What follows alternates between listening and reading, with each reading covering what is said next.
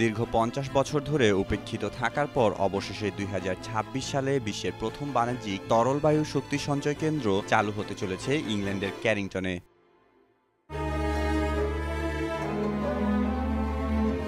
নবায়নযোগ্য বিদ্যুতের ব্যবহার বৃদ্ধির সঙ্গে সঙ্গে গ্রিড স্কেল ব্যাটারি ও পাম্পড হাইড্রোর বিকল্প হিসেবে এই প্রযুক্তি জীবাশ্ম জ্বালানির ওপর নির্ভরতা কমাতে পারে। এই পদ্ধতিতে অতিরিক্ত বিদ্যুৎ ব্যবহার করে বাতাসকে সংকুচিত করে এবং ঠান্ডা করে তরলে পরিণত করা হবে, যা বিশেষভাবে তৈরি ট্যাঙ্কে সংরক্ষণ করা হয়।